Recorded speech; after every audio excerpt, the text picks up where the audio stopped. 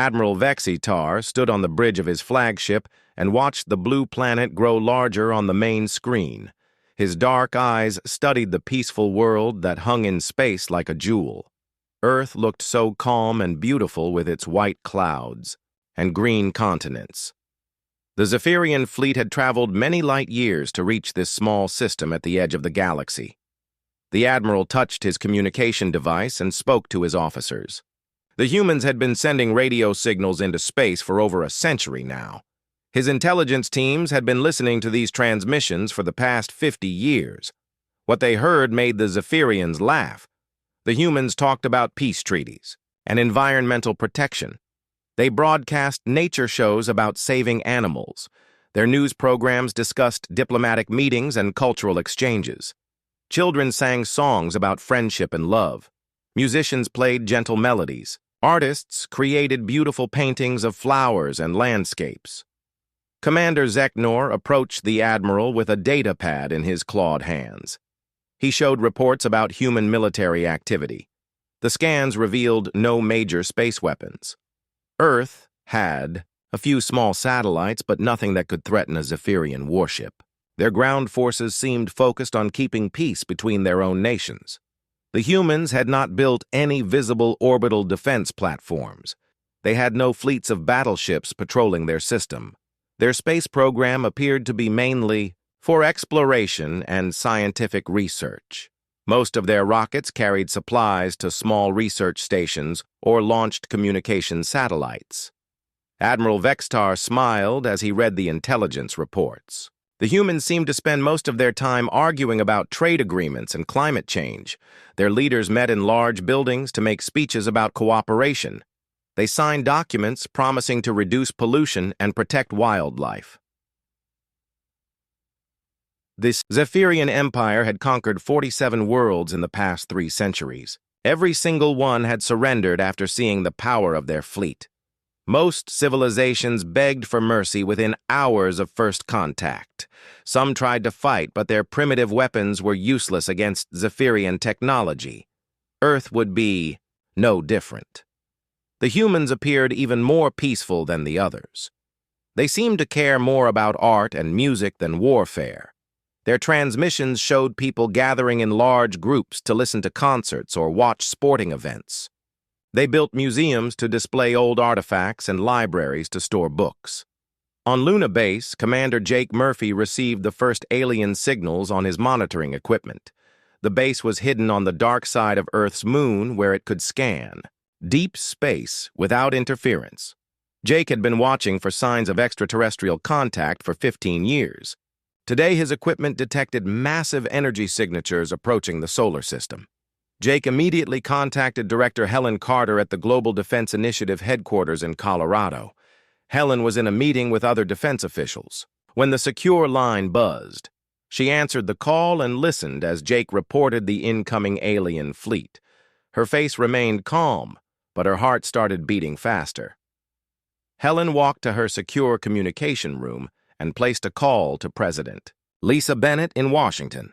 The president was reviewing economic reports when her aide brought her the emergency phone. Helen spoke carefully about the situation. They had always known this day might come. Earth had been preparing for decades.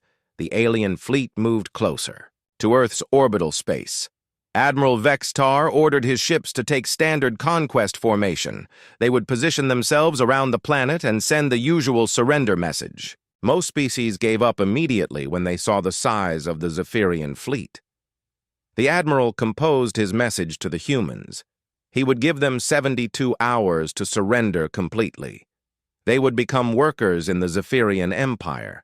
Their world would provide resources and labor. If they refused, the fleet would destroy their major cities, as an example. Dr. Alex Rivera sat in his laboratory deep beneath a mountain in Nevada. His team had been working on advanced weapon systems for 20 years. The public knew nothing about these secret projects. Today, Alex received the activation code he had been waiting for his entire career. Alex opened the sealed orders that had been prepared long ago. The documents contained detailed plans for revealing humanity's true military capabilities.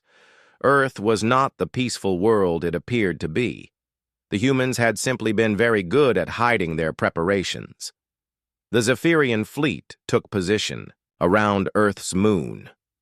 Admiral Vextar looked at the beautiful blue planet and felt satisfied. This conquest would be easier than most. The humans had no idea what was coming. Their peaceful transmissions continued to broadcast music and news about local politics. The Admiral prepared to send his surrender ultimatum. He expected the humans to respond with fear and confusion.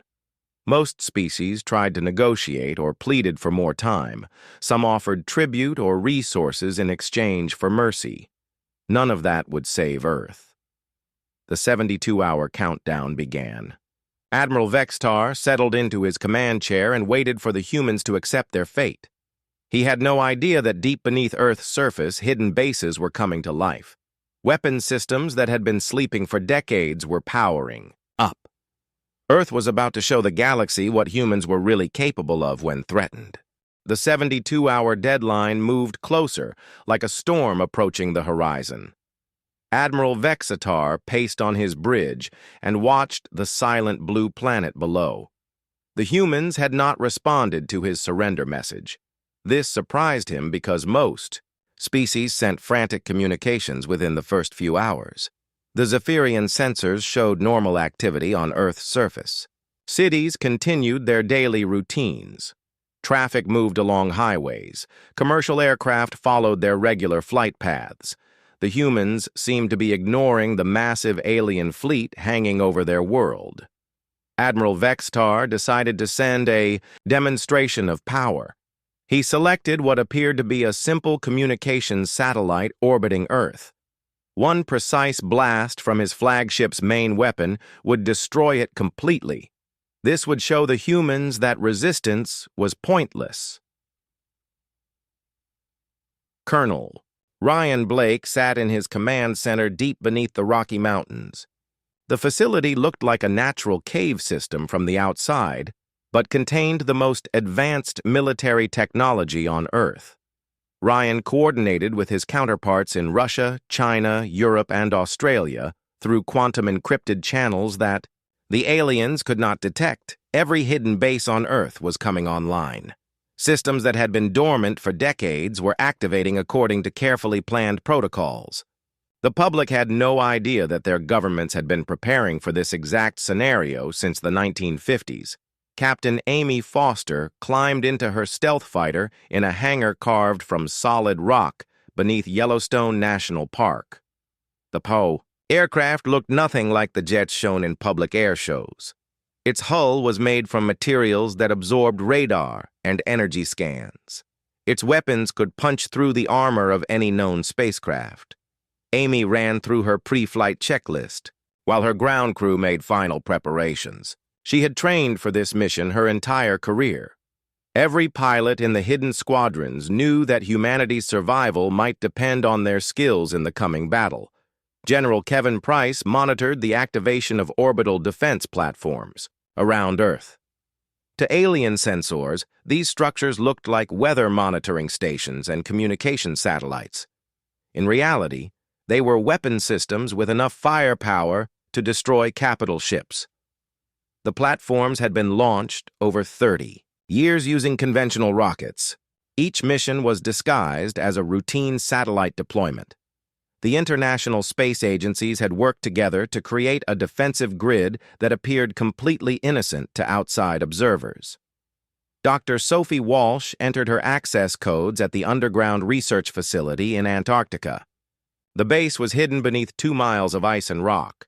No surface structures revealed its existence. Even the power came from geothermal generators that produced no detectable emissions. Sophie's team had spent 15 years developing weapons, based on theoretical alien technology. They had studied every science fiction story and theoretical physics paper about space warfare. Their creations would surprise any enemy who expected primitive human weapons. Lieutenant Commander Pete Johnson received activation orders at Mining Station Ceres in the asteroid belt. The facility appeared to be extracting minerals from the small planetoid.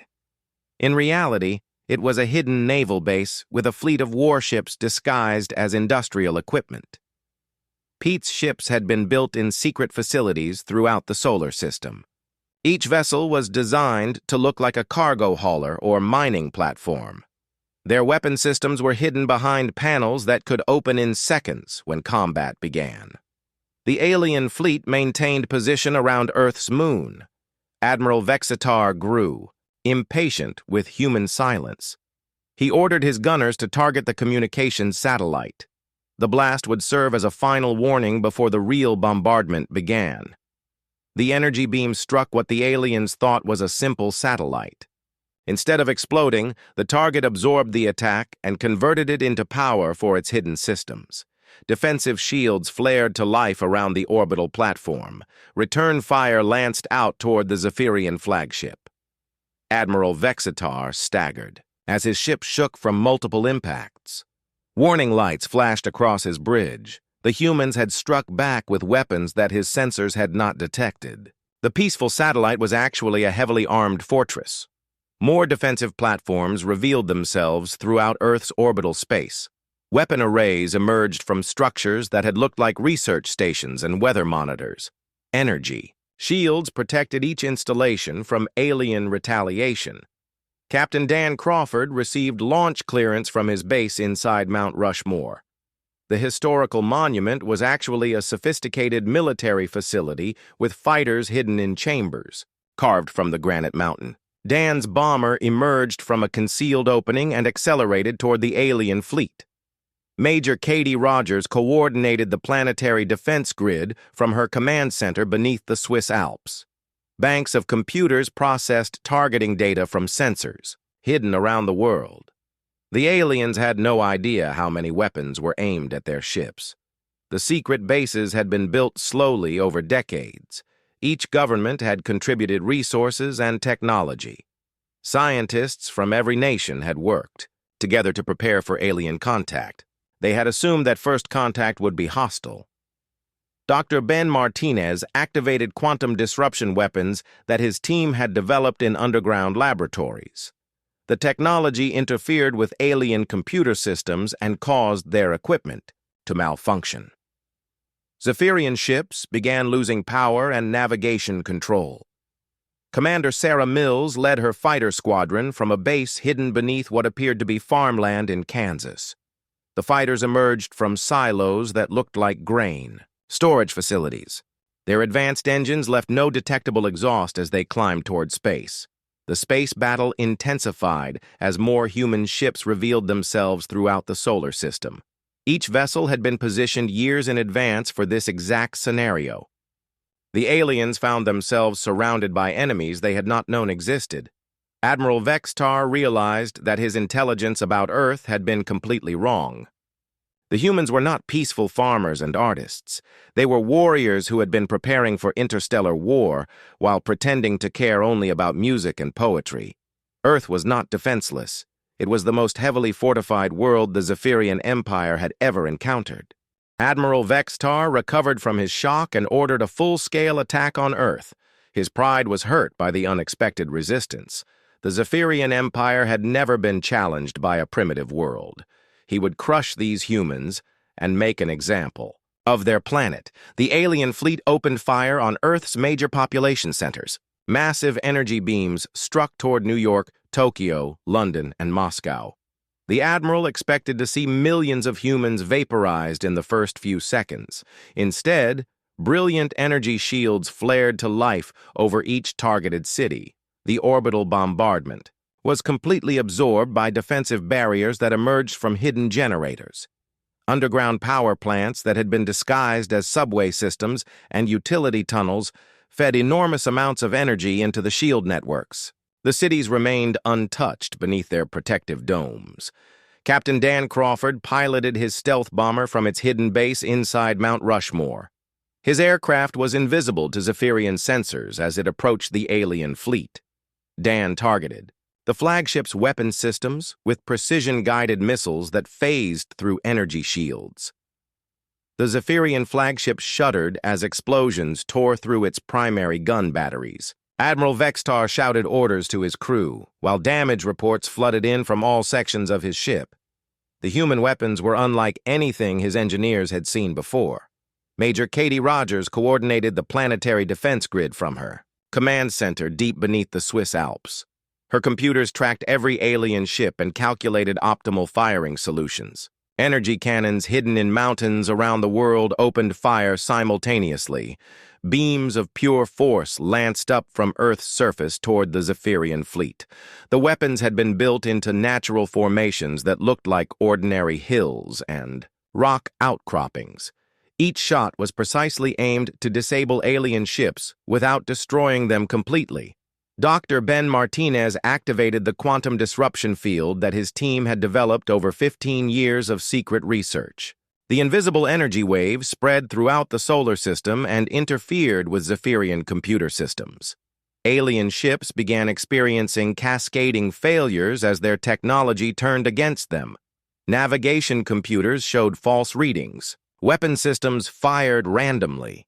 Communication networks collapsed. The disruption field was specifically designed to target the type of quantum processors that most advanced civilizations used in their spacecraft. Commander Sarah Mills led her fighter squadron as it emerged from launch bays hidden beneath what had appeared to be agricultural facilities in Kansas. The fighters looked like civilian aircraft until their weapon pods deployed and revealed advanced plasma cannons. Sarah's pilots had trained for this battle their entire careers. They knew every weakness in Zephyrian ship design from decades of intelligence gathering. Humanity had been studying alien technology long before first contact occurred. The space battle spread throughout Earth's orbital region as more human ships decloaked from their hiding places.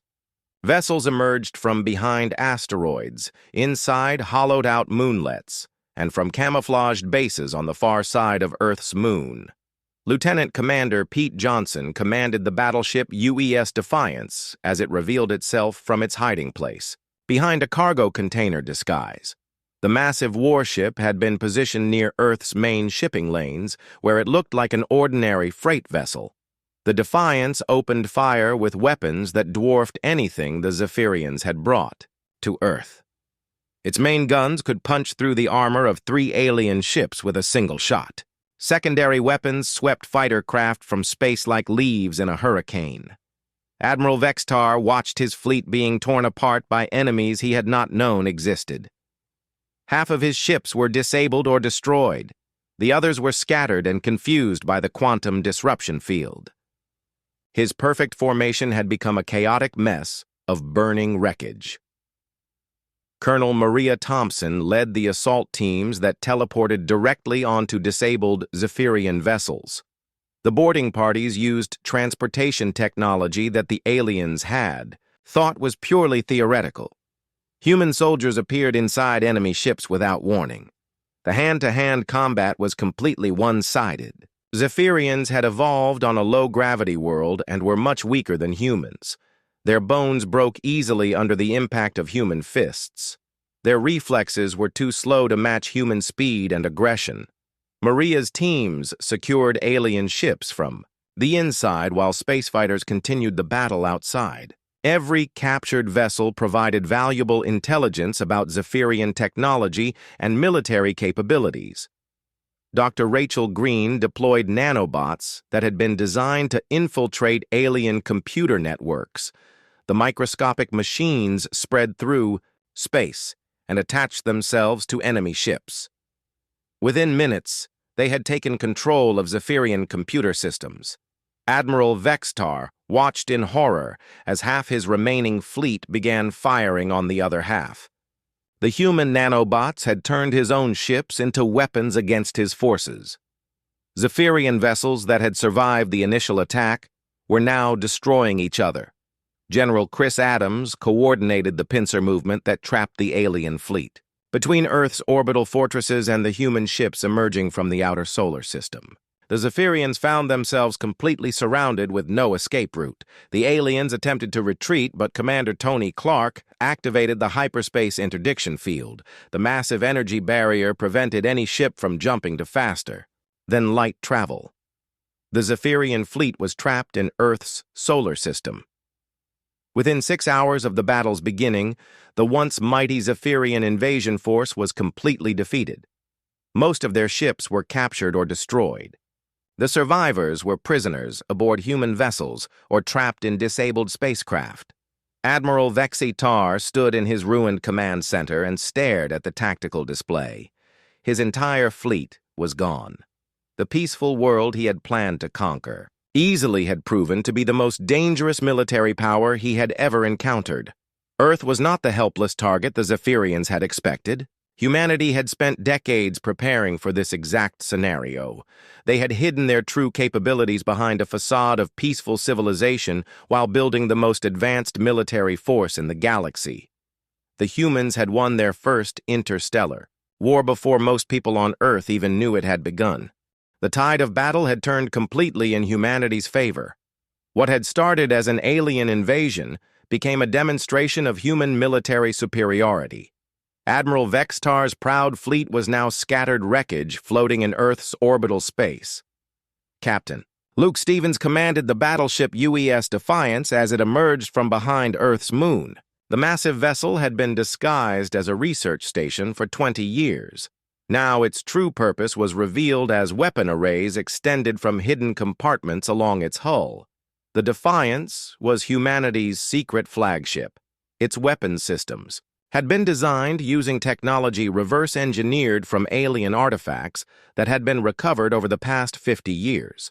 The ship could destroy an entire fleet single-handedly. Luke ordered his gunners to target the remaining Zephyrian command ships. The Defiance's main cannons fired streams of focused energy that cut through alien armor like paper, each shot disabled multiple vessels and left them helpless in space. Colonel Maria Thompson led the boarding teams that teleported onto captured Zephyrian ships.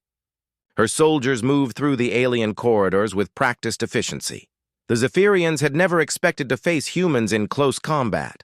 The aliens were physically weaker than humans, and their reflexes were slower. Maria's troops overwhelmed the alien crews without taking significant casualties. Most Zephyrians surrendered immediately when they saw human soldiers appear in their command centers. The boarding parties discovered that human soldiers were superior to the Zephyrians in every way. The aliens had evolved on a world with lower gravity and a peaceful environment. They had no experience with the kind of aggressive warfare that humans had perfected over thousands of years. Dr. Rachel Green monitored the nanobots as they spread through the remaining alien fleet. The microscopic machines had been designed specifically to infiltrate Zephyrian computer systems.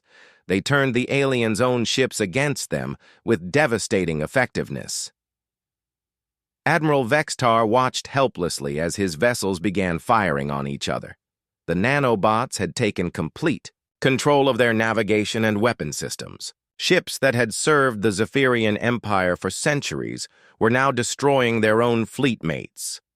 The human technology was far more advanced than anything the aliens had encountered. The Zephyrians had grown complacent after centuries of easy conquests. They had never faced an enemy that could match their technological capabilities. General Chris Adams coordinated the final phase of the battle from his command center deep beneath the Rocky Mountains. Human ships emerged from hiding places throughout the solar system and converged on the remaining alien forces. The Zephyrian fleet found itself trapped in a perfect encirclement. Human vessels approached from every direction while orbital defense platforms provided covering fire. There was no escape route for the surviving alien ships. Commander Tony Clark maintained the hyperspace interdiction field that prevented the aliens from retreating. The energy barrier surrounded the entire solar system and blocked all faster than light travel. The Zephyrians were completely trapped.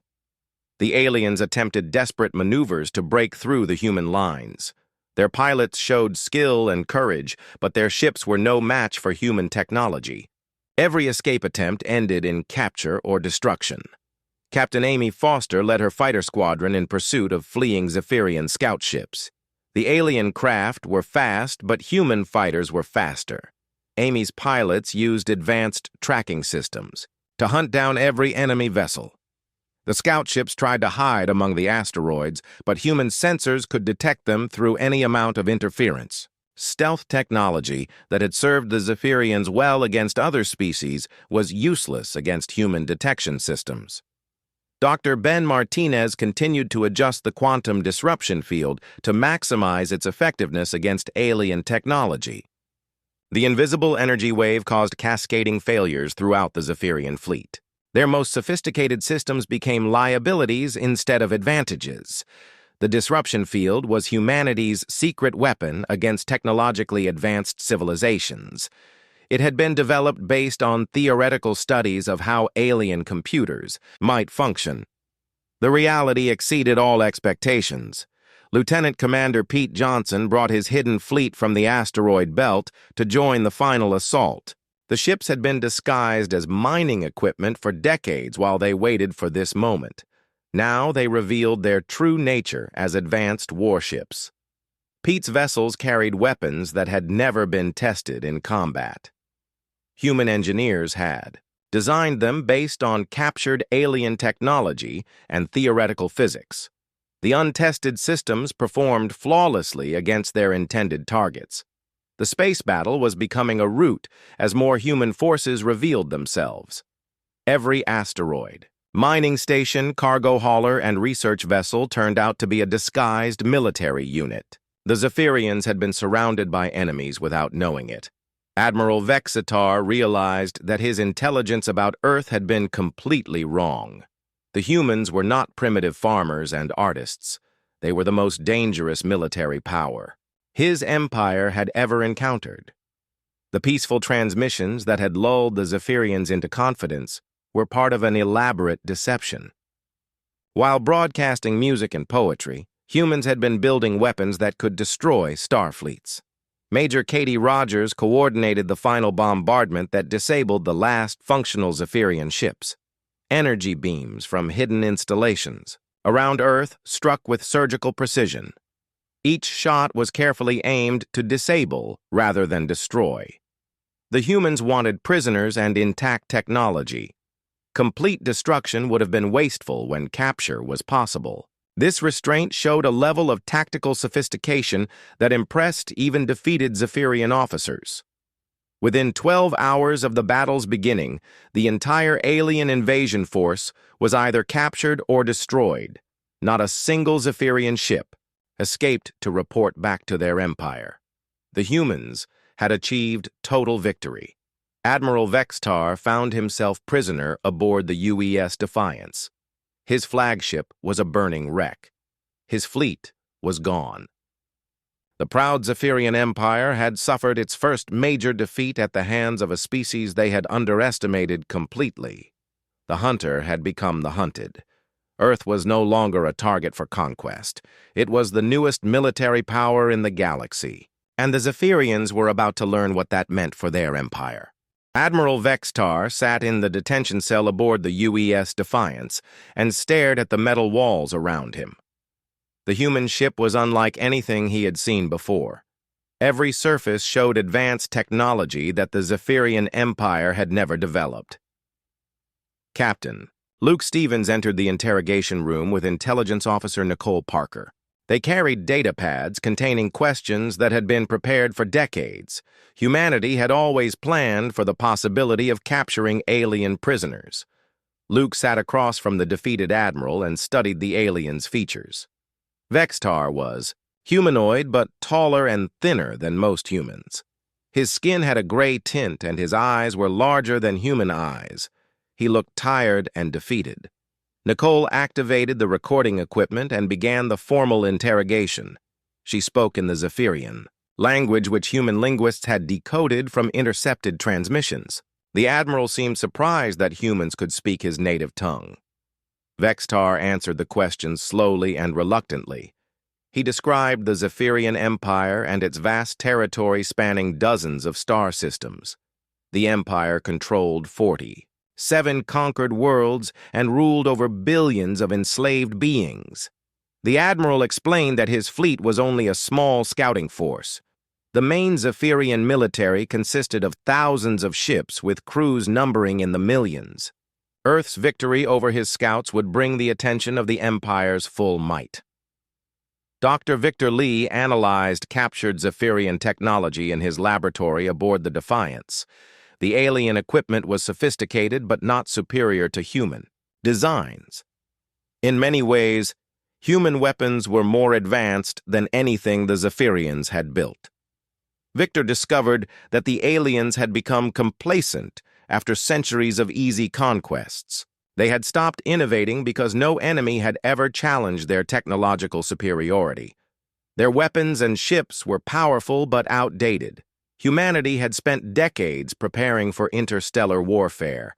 Human engineers had developed new technologies specifically designed to counter advanced alien systems. The preparations had paid off in ways beyond their wildest expectations. Commander Beth Wright coordinated with government leaders around the world as they decided humanity's next move. The secret was out now.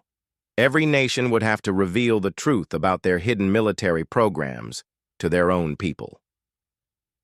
President Lisa Bennett addressed the United Nations in an emergency session. She revealed the existence of the Global Defense Initiative and the secret preparations that had been made for alien contact. The revelation shocked the world's population. Most people had no idea that their governments had been preparing for interstellar war. The hidden bases, secret weapons, and disguised military units had been kept completely classified. Only a few, 1,000 people worldwide had known the full truth. The president explained that humanity had always assumed first contact would be hostile.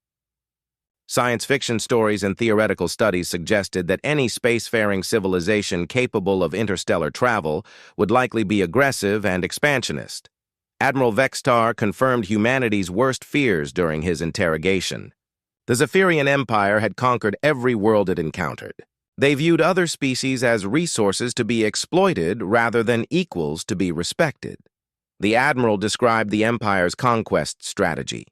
They would send scout fleets to evaluate new worlds. If the inhabitants appeared weak, the main fleet would arrive to demand surrender. Resistance was met with overwhelming force and complete destruction. Nicole Parker asked about the other conquered species in the Zephyrian Empire.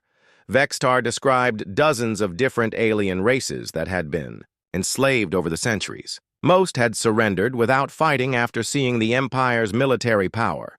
The enslaved worlds provided resources and labor for the Zephyrian military machine. Conquered populations were forced to work in mines, factories, and farms. There, cultures were suppressed, and their children were raised to serve the Empire. General Paul Robinson began planning humanity's response to the coming Zephyrian retaliation. Earth would not wait passively for the next invasion. The humans would take the initiative and carry the war to the enemy's territory. Dr. Alice Freeman developed communication protocols to contact the enslaved species within the Zephyrian Empire. If humanity was going to fight a war against the aliens, they would need allies among the conquered worlds.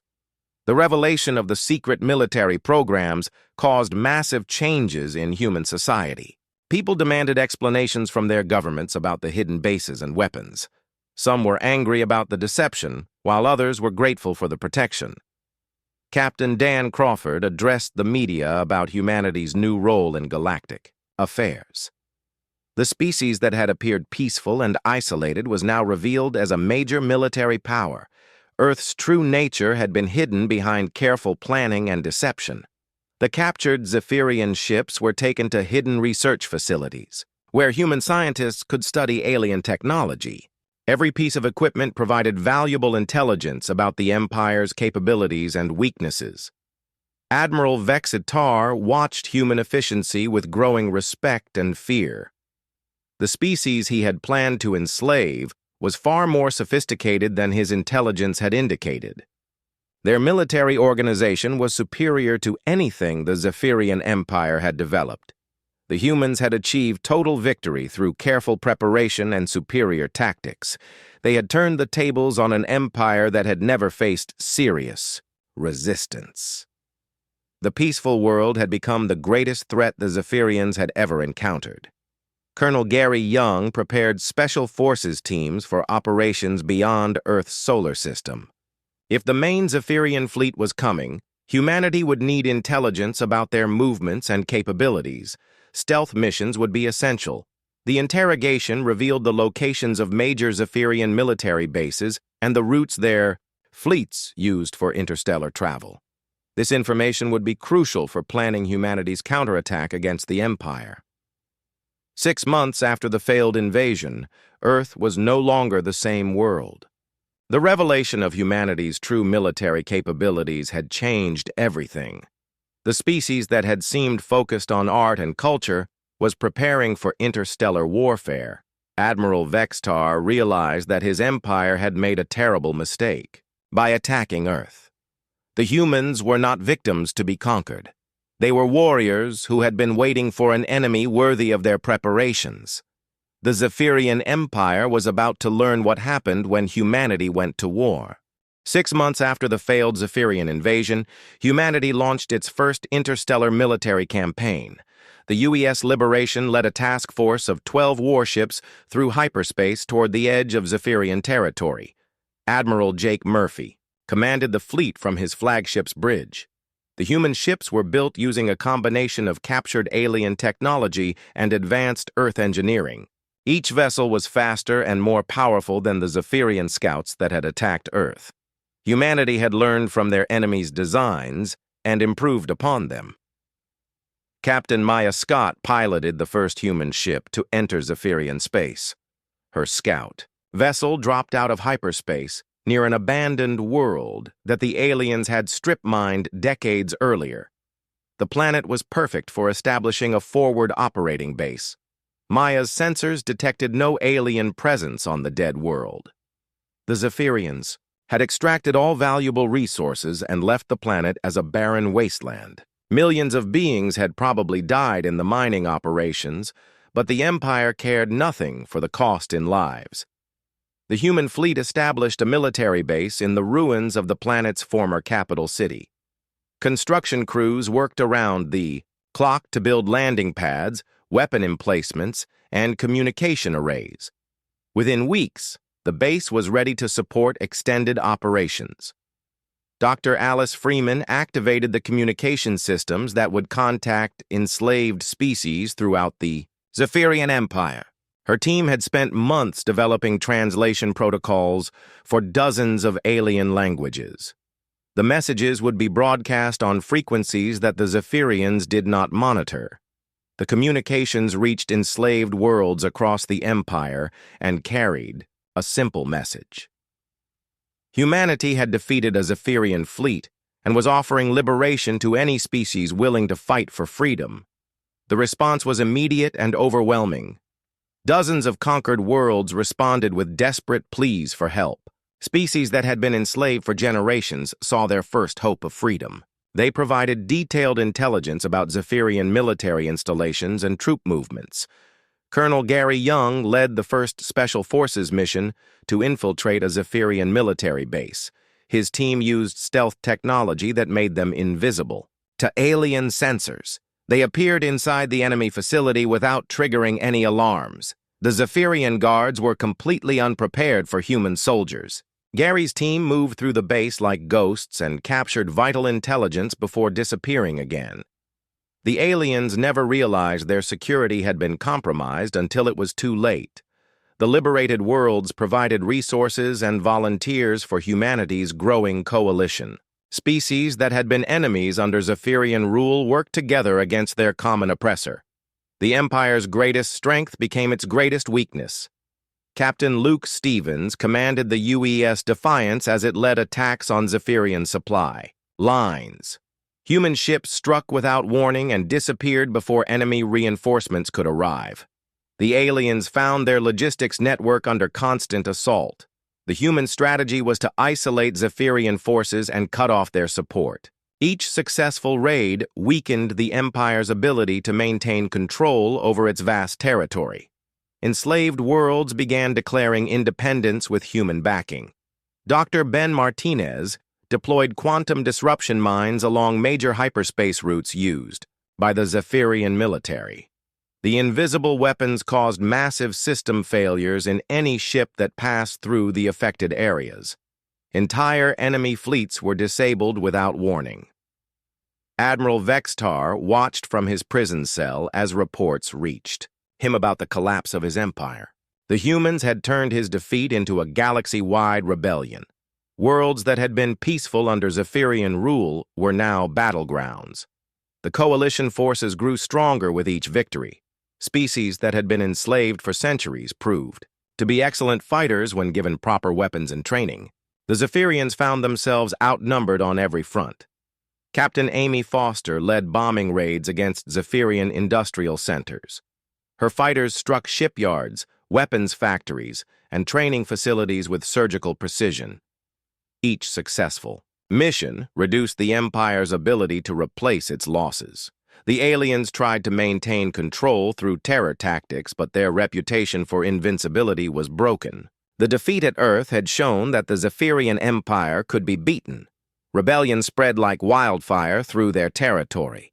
Major Katie Rogers coordinated liberation efforts across multiple star systems. Human advisors worked with local resistance groups to plan effective attacks on Zephyrian installations. The Empire's forces were stretched too thin to maintain control.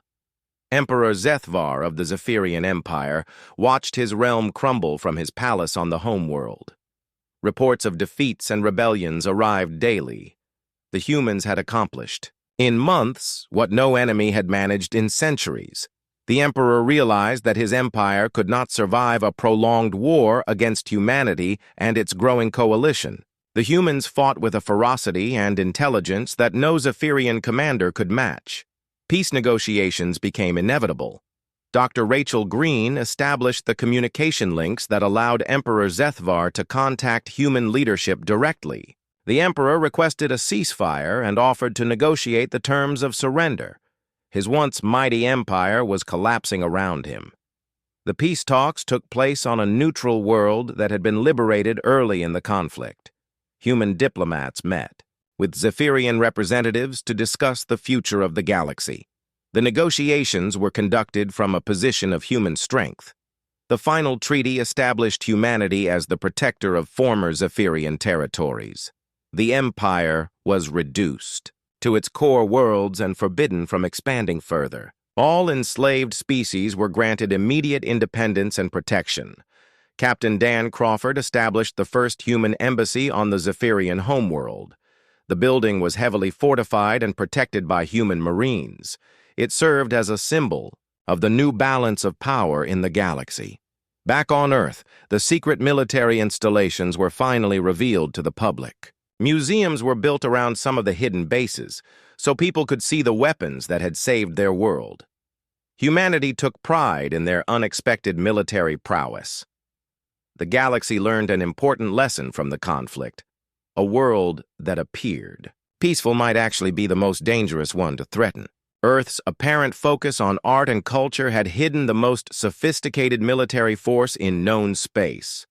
Humanity's emergence as a galactic power changed the balance of the universe. Other aggressive empires reconsidered their expansion plans when they learned what had happened to the Zephyrians. The humans had proven that aggression would be met with overwhelming force. The species that had broadcast music and poetry to the stars was revealed as humanity's greatest strength. They had the wisdom to prepare for war while hoping for peace. When threatened, they had responded with a combination of advanced technology and tactical brilliance that no enemy could match. Earth was no longer an isolated world at the edge of the galaxy. It was the center of a new alliance dedicated to protecting freedom and preventing the rise of future empires. Humanity had taken its place among the stars as both protector and warrior.